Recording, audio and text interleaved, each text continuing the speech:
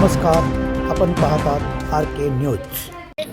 अडकूर जिल्हा परिषद मतदारसंघाच्या फॉर्मसाठी अर्ज दाखल करण्यासाठी इथे जमलो आहोत. माझी काकी अर्थात राजश्री लक्ष्मण गावडे यांचा आज फॉर्म आपण सगळ्यांनी मिळून इथे भरला आहे.